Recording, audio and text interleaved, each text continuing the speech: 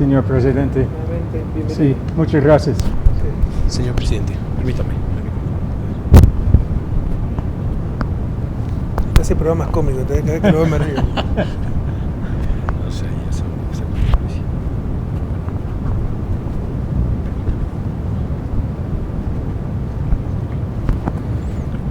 Perdón. No, está bien. Sí, muchas gracias. Ya. Okay.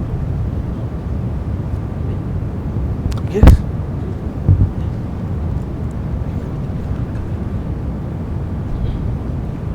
¿El otro lado? No, listo.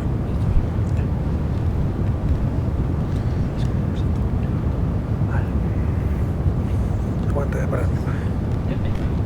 Pero ¿cómo hace? Pues no. Pues no, porque está. Ah, ya. Sí, sí, gracias, presidente. Ya. Gracias, presidente.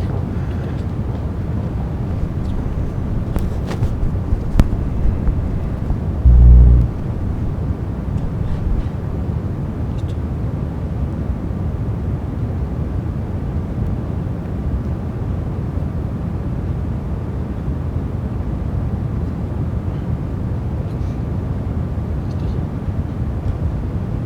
¿Cuándo llegó? He estado en el país por 3 semanas. ¿3 semanas? Sí, he estado en Yasuní 3 semanas. Visitar Yasuní, eso es Sí, fantástico. sí, fantástico. Muy Sí. bonito. ¿Ya conocí el país o no? Hace muchos años estuve aquí de paso, pero la primera vez desde el año 74, cuando no, era ha cambiado. Universitario. Ha cambiado Sí. totalmente esto. Sí. Totalmente. Muchísimas gracias por tomar el tiempo para No, hablar encantado. con nosotros Encantado. hoy y para hablar sobre Yasuní, un lugar muy especial.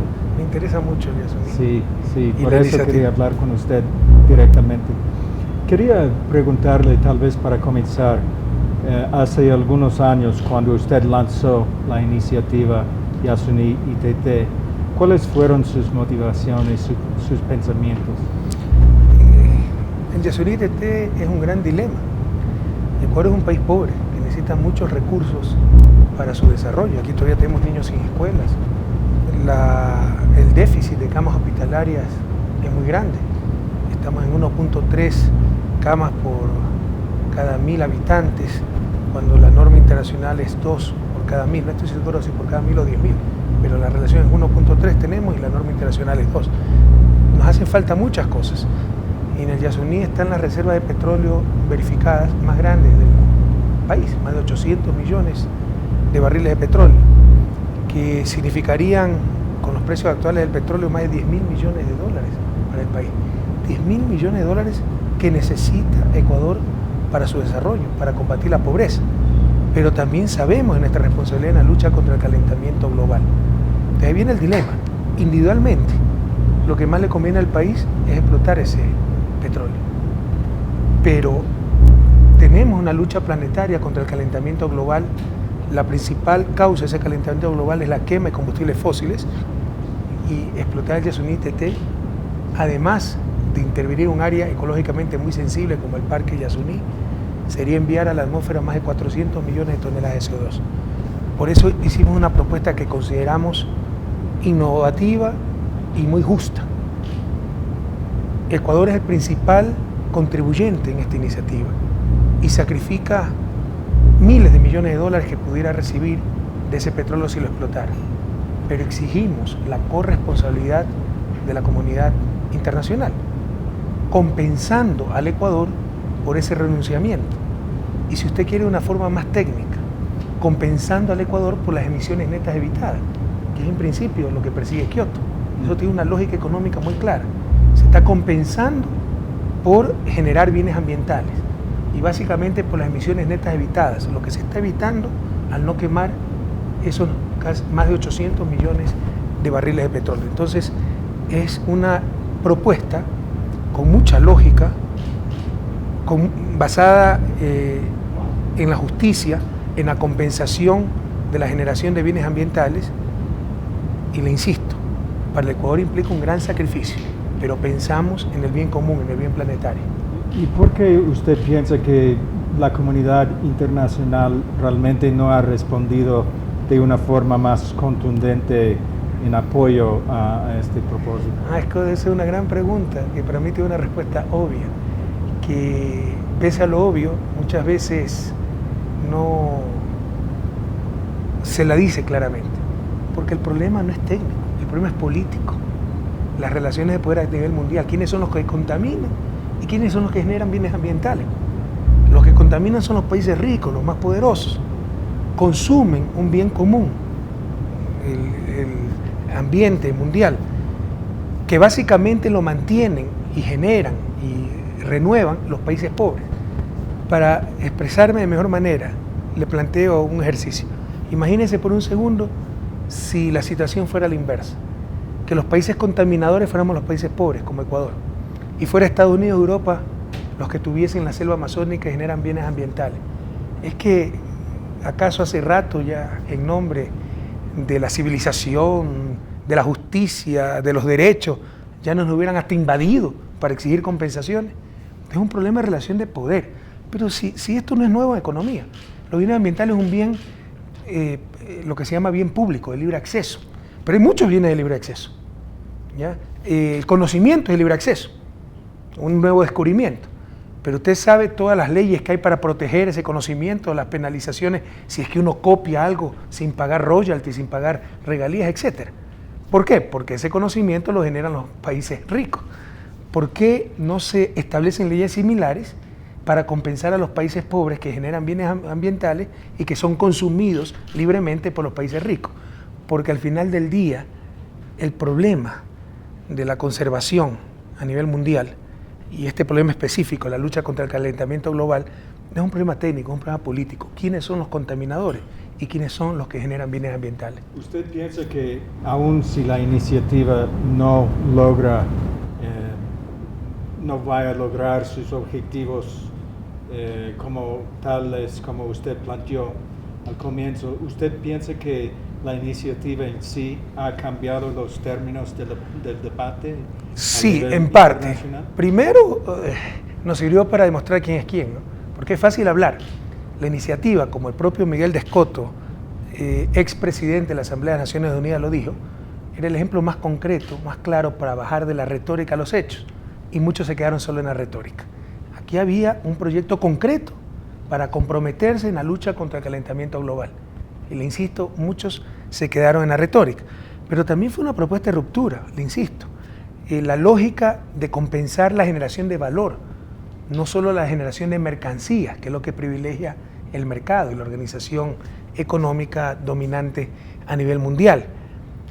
La lógica de ampliar Kioto.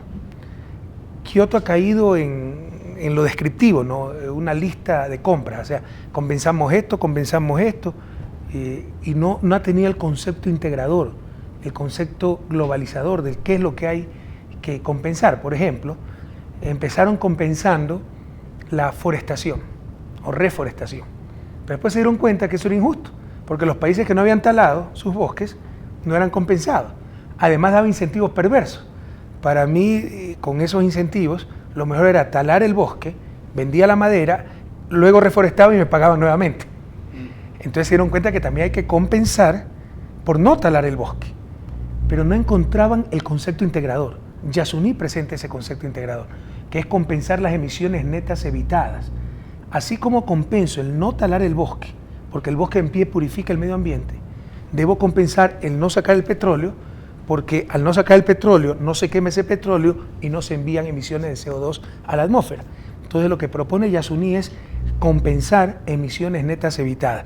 Entonces yo creo que el Yasuní TT ha dado muchos aportes para el debate en cuanto a las propuestas y las políticas en la lucha contra el calentamiento global. ¿Usted está dispuesto a abandonar su iniciativa y explotar los recursos que están en ITP? Hemos sido muy claros del inicio. Yo tengo una responsabilidad con el pueblo ecuatoriano. Yo no sé si me lanzaré a la reelección en las próximas elecciones, eso lo tendrá que decidir mi movimiento político, pero si es que me lanzo a la reelección y ganamos, tendremos que tomar una decisión. Dimos un periodo de plazo para ver si tenía éxito la iniciativa. Le pusimos toda nuestra fe, todas nuestras fuerzas, toda nuestra energía. Es de los proyectos más importantes del gobierno. Seguimos con esa esperanza. pero debemos ser realistas y responsables. En Ecuador ya tenemos miseria, le insisto, tenemos muchas deficiencias de vivienda, hospitales, escuelas. Yo no puedo sacrificar a los pobres de mi país en función, es más, en algo donde básicamente la responsabilidad la tienen los países más desarrollados, que son los más grandes contaminadores. Siempre lo vimos de inicio. Si es que dentro de un plazo razonable no se daba el apoyo necesario a la iniciativa, tendríamos que explotar ese petróleo con la mayor responsabilidad ambiental y social. El Yasuní tiene más de 900.000 hectáreas. Creemos que con una explotación técnica de esos campos no se afectaría más de 200 hectáreas.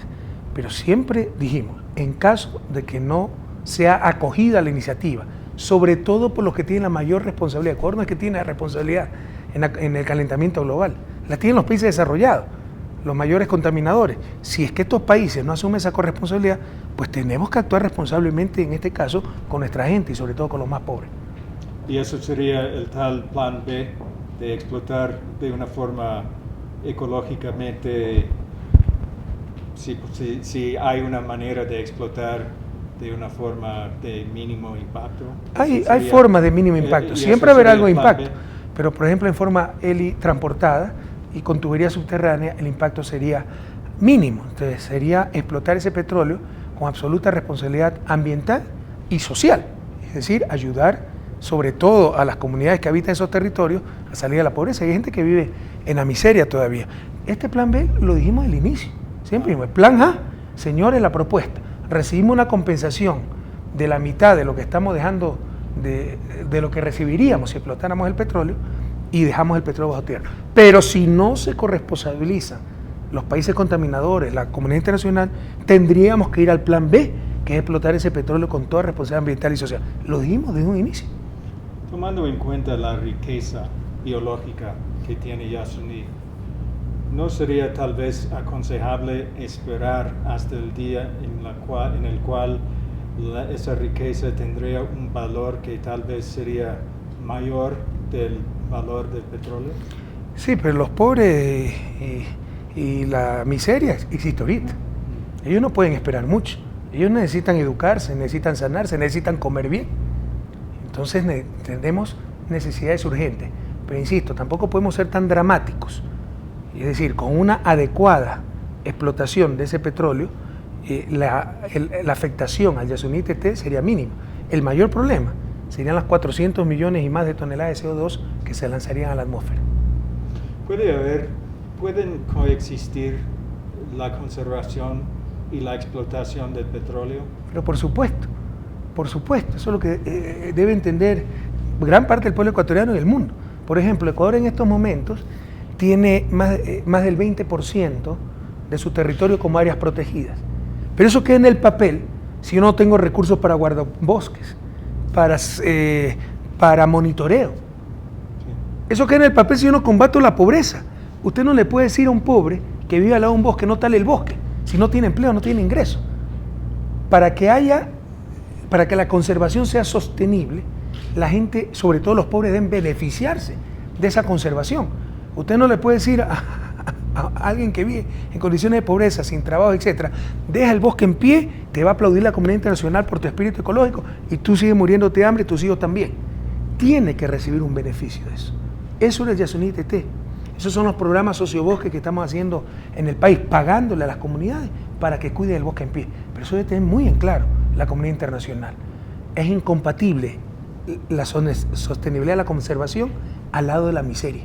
Usted no le va a poder controlar a esa gente para que no tale el bosque, para que no case, etcétera, si no tiene fuentes alternativas de ingreso.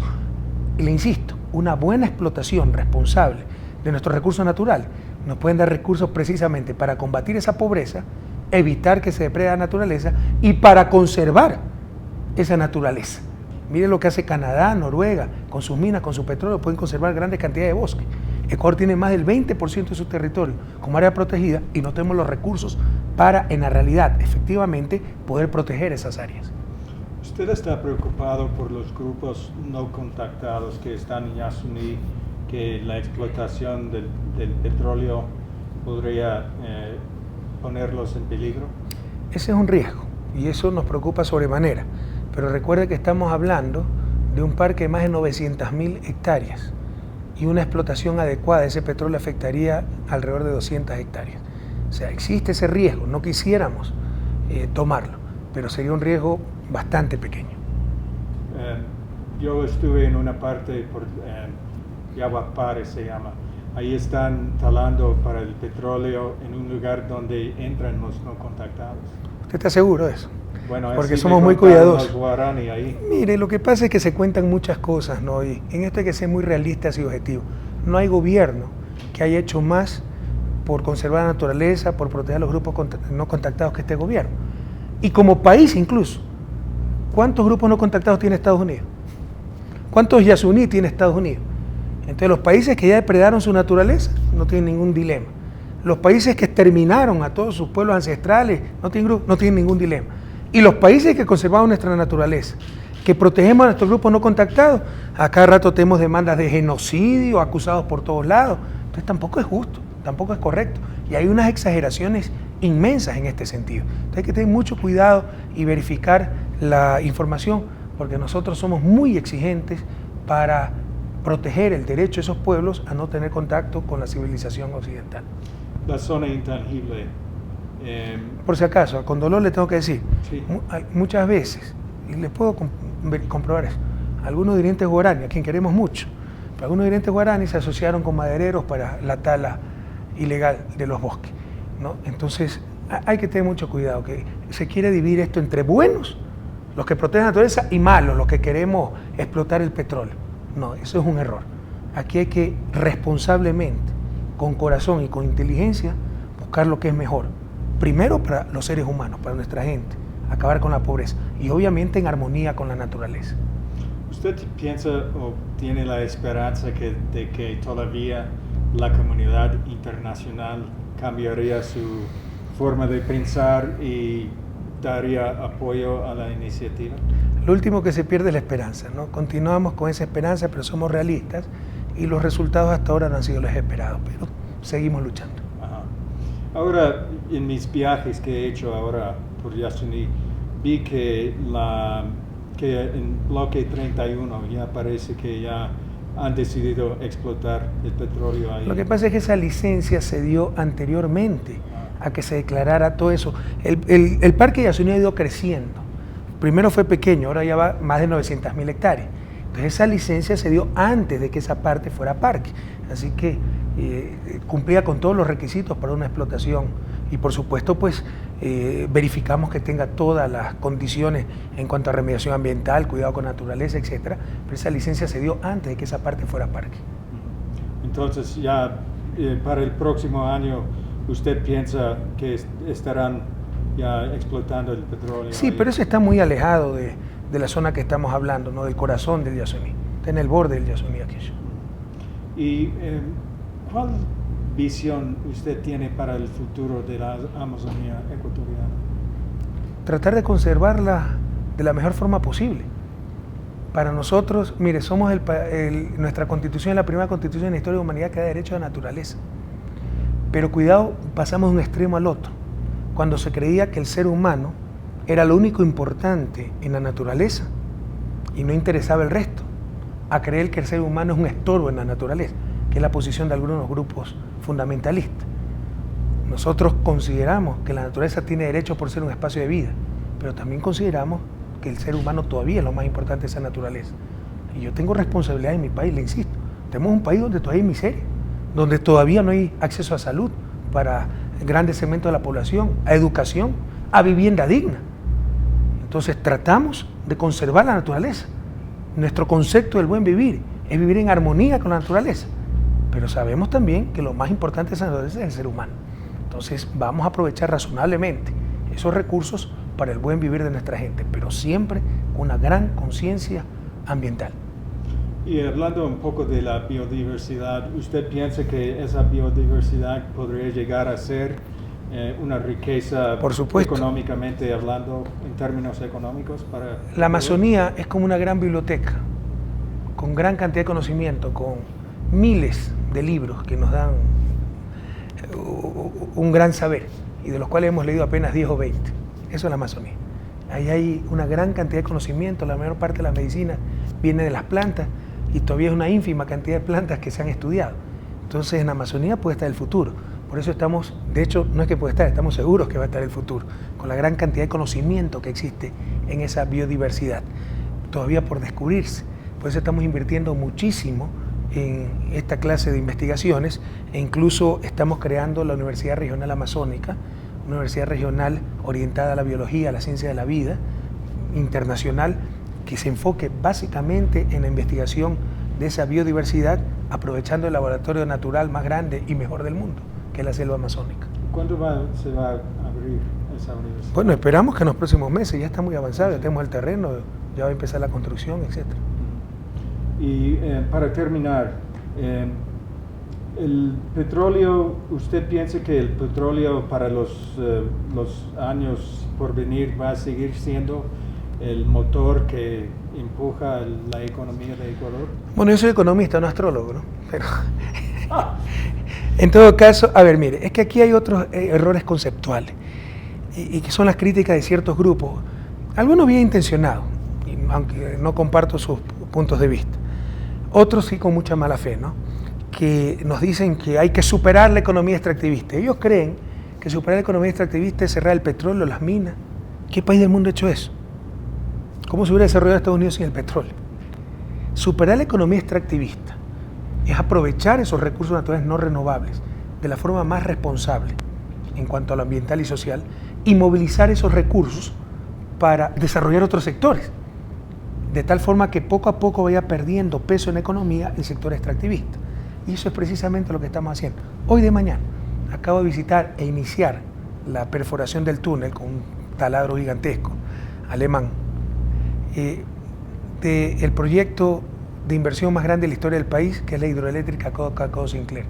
Esa hidroeléctrica va a reemplazar la generación térmica, que es altamente contaminante. Es lo mejor que podemos hacer por el ambiente. Va a evitar lanzar millones de toneladas de CO2 a la atmósfera, pero eso no lo pudiéramos construir sin los recursos petroleros.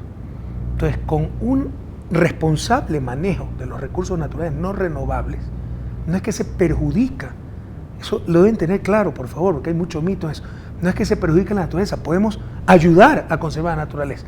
Le pongo otro ejemplo. Aquí se ha querido posicionar la idea, Ecuador tiene un gran potencial minero, que es minería o agua. O sea, que la minería necesariamente envenena el agua. La minería moderna no utiliza químicos, utiliza mucha agua, pero recicla el agua y puede después devolver esa agua a su caudal natural en igual o mejores condiciones que la obtuvo, de las cuales la obtuvo. ¿Sabe cuál es el principal problema? ¿Cuál es el principal factor contaminante del agua dulce del Ecuador? Las aguas servidas de las ciudades en general. Quito, la capital, tiene totalmente contaminado el Machangra, visita, porque las aguas servidas van al Machangra. Las aguas servidas, las aguas negras se llaman, sí, negras. ¿Ya? No me gusta usar el término negro porque es peyorativo, ¿ya? Entonces, remediar esta situación cuesta miles de millones de dólares. ¿De dónde vamos a sacar esos recursos? Con una buena minería podemos tener esos recursos, hacer buenos sistemas de procesamiento de agua servida y con eso purificamos la fuente de agua dulce del país. Le insisto, el principal factor contaminante del agua del Ecuador no es la minería, no es el petróleo, no es la agricultura, son las aguas servidas de las ciudades. Y para remediar eso se necesita miles de millones de dólares. Entonces debemos ser en esto muy objetivos y no caer en mitos ni fundamentalismo. En esto usted no se imagina lo que he visto. Alguna vez me dijeron que un proyecto minero que tenemos al sur del país, cerca de una ciudad muy importante, Cuenca, la tercera más grande del país, Quimsacocha. Quimsacocha en quichua significa 3 lagunas. De esas 3 lagunas sale el agua para Cuenca. Que ese proyecto iba a contaminar el agua para Cuenca y íbamos a acabar con el agua dulce de Cuenca. Cuando fui a visitar el proyecto, quedaba 300 metros más abajo que la laguna.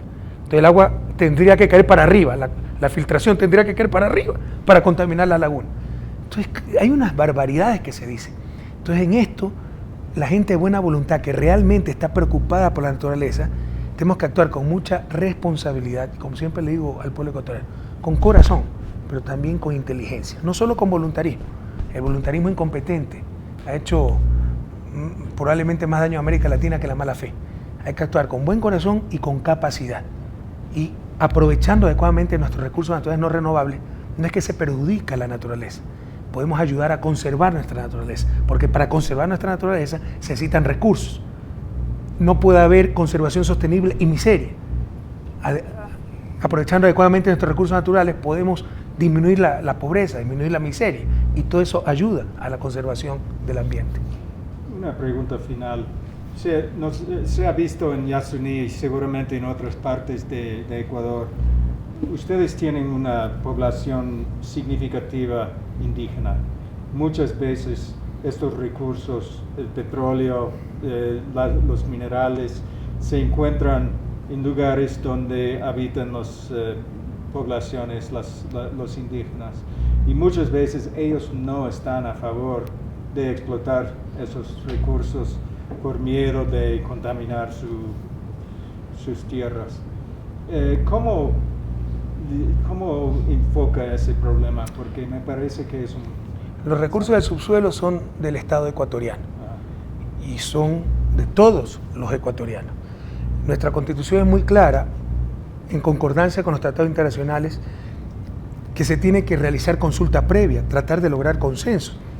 Y eso es lo que buscamos en todos los proyectos. Se hacen socializaciones, etc.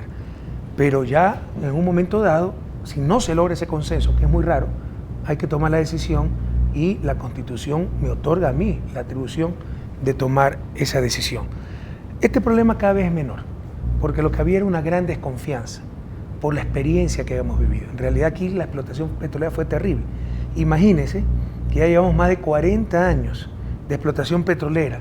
95% del petróleo viene de la Amazonía, y todavía la Amazonía es la región con mayor incidencia de pobreza. Es decir, la plata se fue a otro lado y allá le quedó la contaminación, la pobreza, la basura. ¿Quién va a querer eso? Pero no tiene por qué ser así. Y creo que estamos demostrando que se puede hacer buena explotación petrolera y buena explotación minera. Hemos cambiado las leyes, la Constitución. Ahora, por obligación, las utilidades petroleras tienen que servir para el desarrollo local. Tal vez usted viene a la Amazonía, usted no ha visitado nuestro país hace 30, 40 años, pero si lo ha visitado hace 5 o 6 años, verá que el cambio es dramático. Ahora hay vías de comunicación, hospitales, puentes, mejores escuelas, etc. La gente ve que ahora sí ese recurso que estaba en sus territorios es para su beneficio. Y cuidado, confundimos, y podemos ser tremendamente injustos, miseria con folclore. Nuestros pueblos ancestrales han vivido una miseria. O sea, no podemos permitir que en el siglo XXI los niños se nos mueran por diarrea. Y para eso se necesitan servicios de salud, etc. Pero algunos dicen, no, hay que dejarlos como están. Es decir, como que si la miseria es parte del folclore. ¿Y para qué? Para que muchas veces extranjeros vengan de turismo a tomarse una foto con esos grupos indígenas y estén contentos. Cuidado, eso sería la mayor de las injusticias. La gente, nuestros pueblos ancestrales, no han vivido bien. Han vivido una miseria. Hay mortalidad infantil. Hay poca esperanza de vida. No podemos mantener eso en nombre del folclore, en nombre de tradiciones, como que si la miseria fuera una tradición. Le insisto, el mayor desafío, obligación del país, es acabar con la miseria que todavía tiene, y sobre todo en los pueblos ancestrales. Entonces, ahora que esos pueblos ancestrales ven que esos recursos los están sacando de esa miseria, cada vez hay más apoyo para la explotación responsable que está haciendo el gobierno. Yo ratifico a usted, con todo respeto, a National Geographic, donde salga esta entrevista. Nosotros vamos, como todos los países del mundo, a aprovechar nuestros recursos naturales. No podemos ser mendigos sentados en un saco de oro. Lo que vamos a hacer es explotarlos con la mayor responsabilidad ambiental y social. Pero no podemos ser mendigos, ¿cómo? Sentados en un saco de oro. La iniciativa Yasuní ITT, por lo que yo tengo entendido, es bastante popular aquí en Ecuador. Mucha gente apoya la iniciativa. ¿Usted está preocupado si